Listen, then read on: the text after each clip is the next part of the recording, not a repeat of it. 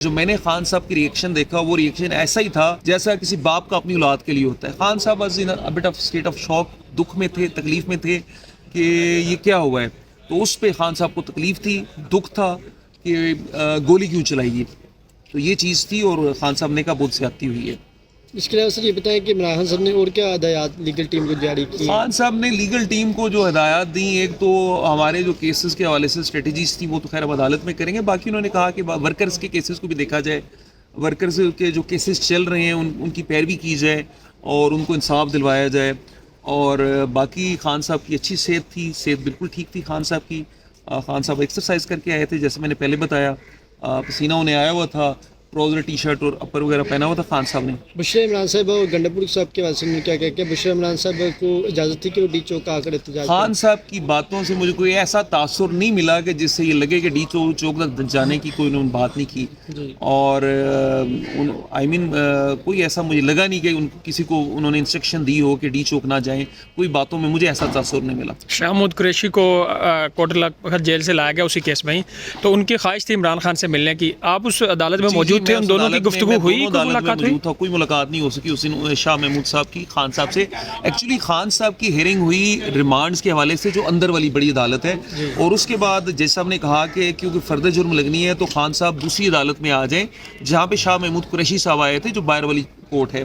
جج صاحب باہر آگے، شاہ محمود قریشی صاحب بھی آگے، لیکن کیونکہ ہم نے فرد جرم کو چیلنج کر دیا، میں نے اپلیکیشن موو کی سیکشن 23 کی کہ اختیار نہیں ہے عدالت کے پاس، تو جج صاحب نے کہا کہ کیونکہ فرد جرم نہیں لگنا تو خان صاحب کو بلانے کی ضرورت نہیں ہے. اس لیے خان صاحب کی اور شاہ محمود قریشی صاحب کی اس دن ملاقات نہیں ہوئی، آمنا سامنا بھی نہیں ہوا، سلام دعا بھی نہیں ہوا. خان صاحب آئے نہیں نا. خان صاحب کو اگر وہ باہر لاتے نا تو باہر وہ ایک جالی سی بنی ہے، وہاں پہ خان صاحب کھڑے ہو کے پروسیڈنگز دیکھتے، تو خان صاحب کو لایا ہی نہیں گیا کیونکہ ہم نے فرد جرم کی پروسیڈنگز کو چیلنج کر دیا تھا. خان صاحب کو تب لایا جاتا اگر وہ فرد جرم لگاتے. تو کل والے کیس میں چانسز ہیں، کل بھی وہی ہم کیس لگا ہوا ہے. دیکھیں ابھی ہماری فرد جرم کے حوالے سے ہم لوگوں نے بحث کرنی ہے، لیکن ایک ہمارے تحفظات ہیں، ریزرویشنز ہیں کہ ابھی جج صاحب نے فرد جرم پہ فیصلہ کرنا ہے، اور فرد جرم کی درخواست پہ فیصلے سے قبل ہی فرد جرم کی ڈیٹ دے دی گی 5.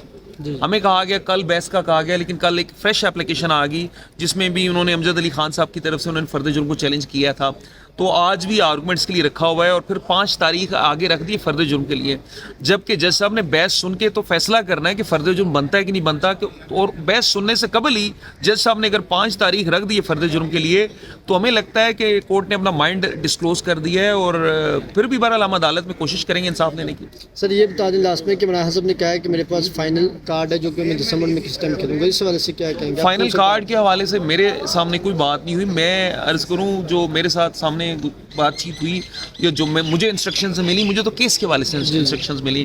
فیصل چودھری صاحب نے جو 26 نومبر کو جو زیادتی ظلم ہوا اس کو ان کو خان صاحب کو بتایا، اور خان